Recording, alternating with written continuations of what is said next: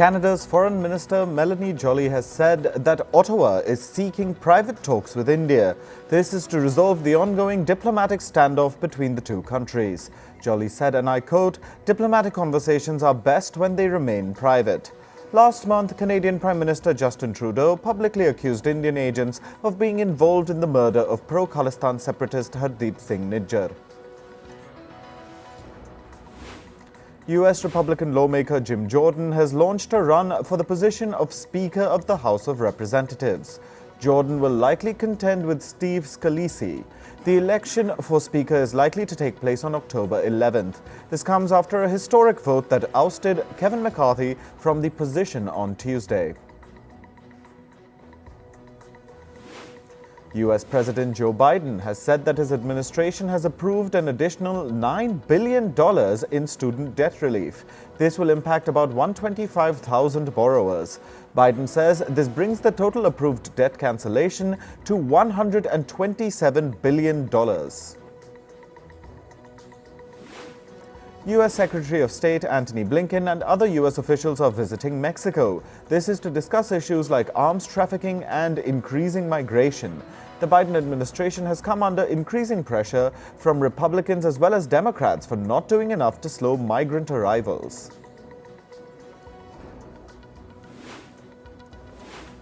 Argentina's presidential election race is putting abortion access and women's rights in the spotlight. The election frontrunner Javier Milei opposes abortion. He also wants to shut the Ministry of Women, Gender and Diversity. Milei calls it a type of affirmative action that is degrading towards women. His stance has caused fears among feminists in the country. They're afraid that Argentina risks backtracking on gains in women's rights made in recent years. South Korea's Vice Foreign Minister has met with his Japanese counterpart in Seoul. They are expected to discuss bilateral relations and global and regional issues during their meeting. This is the first vice-ministerial strategic dialogue between South Korea and Japan in 9 years.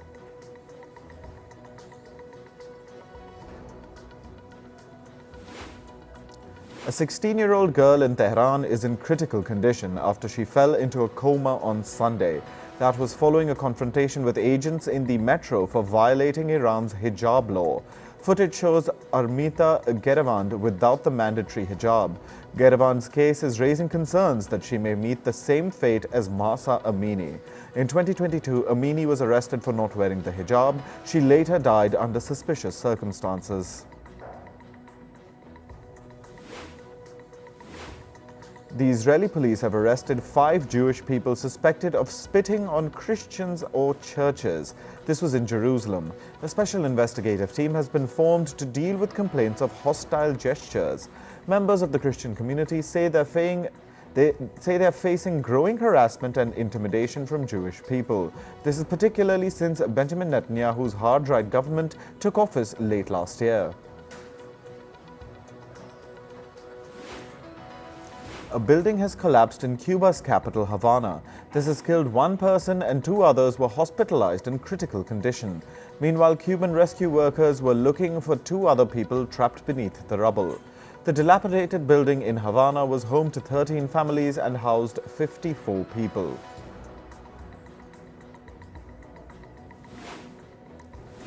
The British government is proposing a ban on younger generations from buying cigarettes. Prime Minister Rishi Sunak is proposing to raise the smoking age by 1 year every year. Such a ban could potentially phase out cigarettes for young people completely by 2040. This would also give Britain one of the toughest smoking laws in the world. In climate news, Typhoon Koinu has reached the southern tip of Taiwan. The island's east coast counties are facing heavy rains. Most schools and offices have been shut. Koinu made landfall in Taiwan as a Category 4 typhoon. About 190 people have been injured, but no casualties have been recorded. The typhoon is likely to weaken as it crosses the Taiwan Strait. Tropical storm Philippe has traveled northwest across the Caribbean. Strong winds and heavy rains are expected over the island of Anguilla. Storm Philippe made landfall on a group of islands in the Caribbean Sea. Schools have been shut and the area's water supply has been affected. Some 2,500 households were left without power as well. At least 14 people have been killed and 102 have gone missing after flash floods hit the Indian state of Sikkim. Water began rushing after the Teesta River got swollen. Several vehicles were also submerged. Rains and thunderstorms are hampering search and rescue operations. Aerial and drone footage from Brazil shows the extent of devastation caused by a drought that has hit the northern Amazonas region. Rivers in the Amazon have been affected by severe drought. Over 100,000 people who depend on fishing as their major source of sustenance are struggling. Brazil's Civil Defense Agency has warned that the drought could eventually impact up to 500,000 people in the Amazon. The U.S. National Weather Service has officially declared that the city of Phoenix in Arizona experienced the driest year on record. The city recorded its lowest rainfall ever since 1895. A lead meteorologist at the U.S. National Weather Service has said, and I quote, "It is something that is extreme and has not been seen before, but with climate change, the phenomenon could become more frequent." Protesters from the group Just Stop Oil disrupted a performance of Les Miserables in London. During the performance, Just Stop Oil members stormed the stage with banners. The activists reportedly locked themselves to the stage. 5 protesters have been arrested. Activists affiliated with Just Stop Oil have been resorting to disrupting events to demand climate action.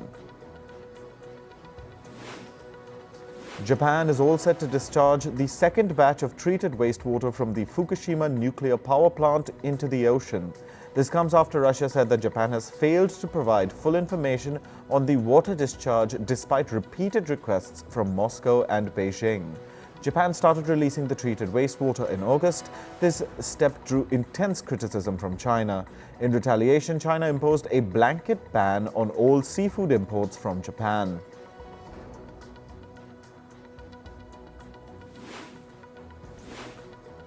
Pope Francis has called upon rich countries to make profound changes to help tackle the global climate crisis.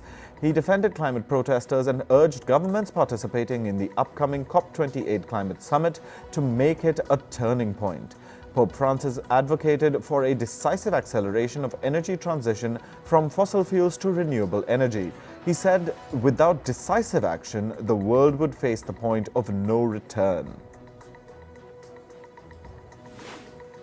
A new study shows that people are more likely to die from heart and lung diseases about 3 to 6 weeks after a natural disaster. This is likely because of reduced access to health services. The aftermath of a calamity also increases exposure to several pathogens. The study highlighted that floods make up 43% of all extreme disaster events and are likely to become more severe. Student researchers in Germany have developed a prototype of a pedal-powered submarine. They tested it off Spain's Canary Islands. The submarine aims to help in the conservation of marine life. The submarine will participate in a competition next year, which will aim to foster research in marine preservation.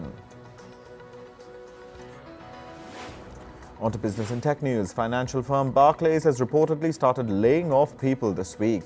It will terminate 3% of its global investment banking workforce. Overall, up to 300 Barclays employees may lose their positions in the job cuts. Australian financial firm Westpac says it has cancelled the sale of its Fiji and Papua New Guinea businesses. This ends its years-long efforts to divest those businesses. The bank has been trying to leave the Pacific for years but has been unable to do so because of regulatory concerns. Instead, Westpac will now start a brand new campaign in the coming months. This is to improve its standing in Fiji and Papua New Guinea.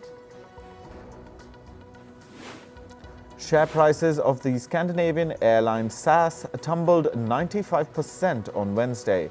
This was after it announced new restructuring plans. Under the new plans, the airline will be delisted from bourses. SAS will also said that U.S. investment firm Castlelake and Air France KLM would become new major shareholders in the airline. This comes after SAS filed for bankruptcy protection in the US last year. Donut maker Krispy Kreme is exploring strategic options for its Insomnia Cookies unit. The options include a potential sale. Insomnia Cookies operates in 3 countries with over 250 bakeries. In 2018, Krispy Kreme acquired a majority stake in the cookie company. About 75,000 workers at U.S. healthcare giant Kaiser Permanente have started a 3-day strike. The workers have accused the company of failing to address staffing shortages. They say this has left medics overworked and underpaid. This marks the largest ever strike in the American healthcare sector. Reports say Apple had once considered changing its default search engine from Google to DuckDuckGo for its Safari browser. The details of the talks are expected to be released later this week. This is part of a testimony against Google as it faces an antitrust trial in the US. Google has been accused of abusing its dominant position in the market.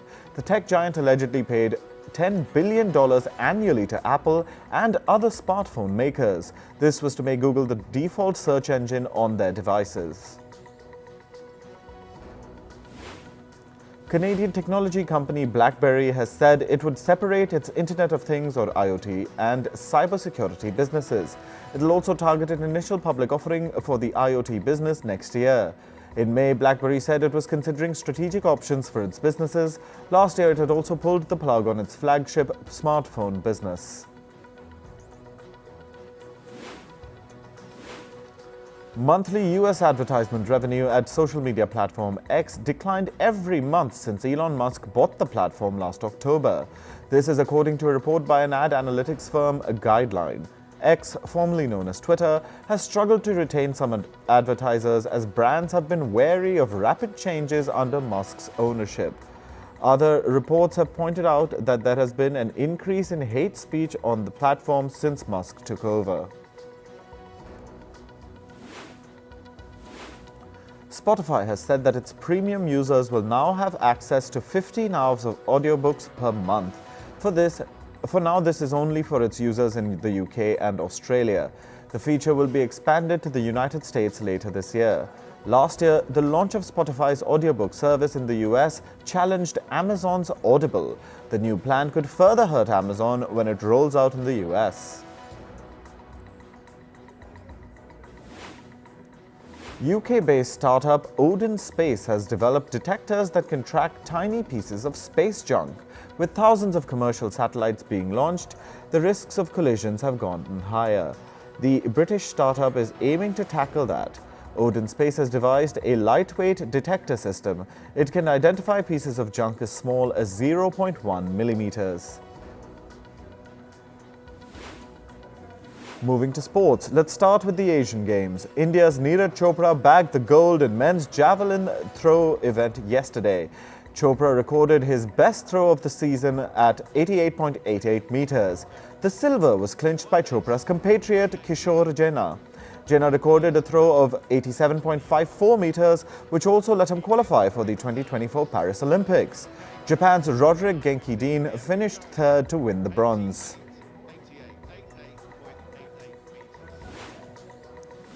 India finished first in the men's 4x400-meter relay race to clinch the gold.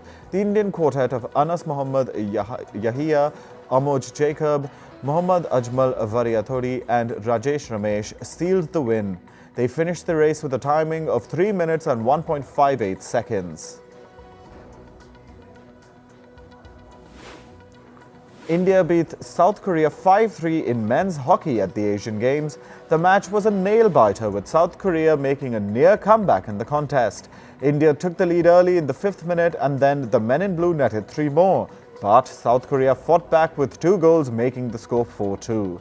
In the second half, both sides scored a goal each, taking the final tally to 5-3. India will now play either China or Japan in the final on Friday. Moving to other sports, let's start with cricket. The One-Day International World Cup has begun. Ahead of the first match, the 10 captains of the playing teams gathered at the stadium in the Indian city of Ahmedabad yesterday. The captains also posed with the World Cup trophy and took group pictures. A total of 48 ODIs will be played in this tournament. The final match is scheduled for the 19th of November. In football, FIFA has announced the hosts for the 2030 World Cup. For the first time ever, the matches will be held across 6 nations and 3 continents. Morocco, Spain and Portugal have been named as the co-hosts. Meanwhile, Uruguay, Argentina and Paraguay will host the opening matches. The FIFA 2030 Football World Cup will mark 100 years of the beautiful game's biggest tournament. Newcastle United handed Paris Saint-Germain a shock 4-1 defeat in the Champions League last night. The English club scored 2 goals in the first half to take the lead over PSG. In the second half, the Magpies scored again, taking the lead to 3-0. Then, the French giants PSG scored a goal but continued to trail by 2. During the second half injury time, Newcastle netted another goal to seal the win 4-1. Manchester City beat RB Leipzig 3-1 in the Champions League last night. Phil Foden scored for Man City in the 25th minute. In the second half, Leipzig's Lois Openda scored the equalizer. Julian Alvarez scored in the 84th minute to help the Sky Blues regain the lead. Jeremy Doku scored for Man City 2 minutes into second half injury time to secure the win. In tennis, Yannick Sinner won the China Open yesterday. Italy's Sinner beat Russia's Daniil Medvedev 7-6, 7-6 in a hard-fought game. This was the 22-year-old Italian's first win over the Russian in their 7 head-to-head matchups. World number 2, Iga Świątek, continues with her domination at the China Open. Poland's Świątek beat her compatriot Magda Linette 6-1, 6-1 in straight sets. Świątek will now play the quarterfinal on Friday.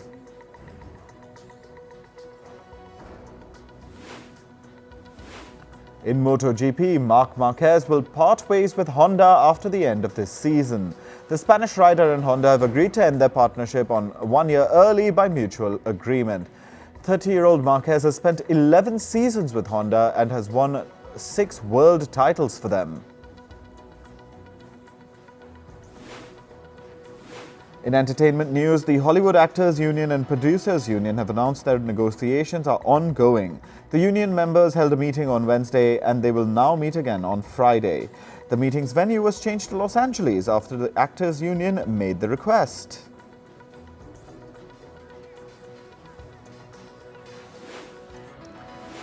Three writers of the Drew Barrymore show have decided not to return despite the end of the Hollywood writers' strike.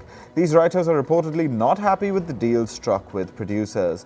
Actor Drew Barrymore had previously announced that she will go ahead with her show despite the writers' strike. She had reportedly tried to convince the writers to return amid the strike. Barrymore's move triggered a lot of backlash and criticism, leading to picketing outside the show's studio as well. American actor Kevin Spacey was rushed to the hospital after he suffered a health scare in Uzbekistan. The actor was in Uzbekistan for the Tashkent International Film Festival. During his speech, Spacey felt his left arm going numb, mistaking it for a heart attack. The actor later confirmed that he's doing fine.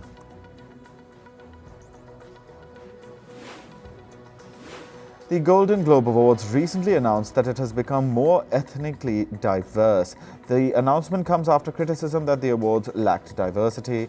The award show now has 300 journalists as its voting members. The new members are from countries including Guatemala, Costa Rica and Cameroon. 47% of the panelists are women.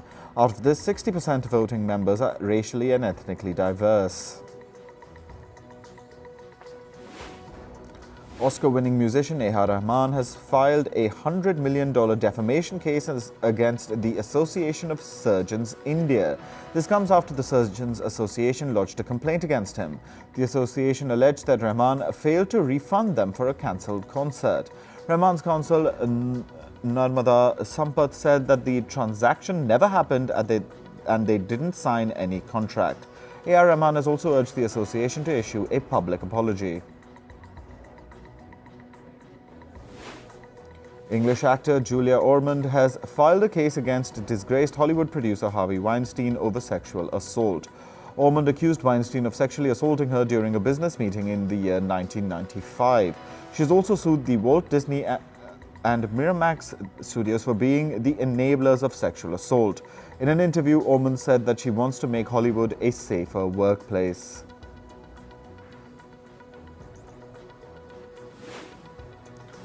American actor Johnny Depp's upcoming animated film has sealed a global distribution deal. The movie is called Johnny Puff: Secret Mission. It's slated to release in 2024. The film will reportedly release in South Korea, Germany, Spain, and West Asia.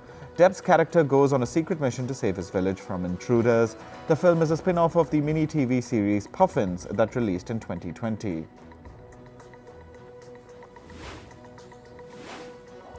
French singer Carla Bruni took to Instagram to share news about her battle with breast cancer. Bruni revealed that she was diagnosed 4 years ago and had to go through radiation and chemotherapy.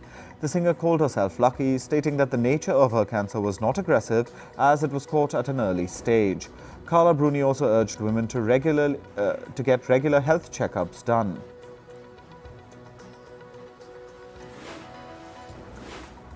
K-pop band BTS's member Jungkook recently revealed being on IV drips. During a live interaction, Jungkook said that he's depending on the IV drips for nutrition. The singer said that he has been skipping meals to ensure his weight is in check. Such extreme diets can lead to health complications. American actress Kerry Washington recently said that she felt the pressure to be thin as her counterparts in the 1990s. While speaking about body image issues, Washington opened up about her stereotypes she had to face. She said that in Hollywood, success looked like thinness. Kerry Washington has previously spoken about her struggle with an eating disorder.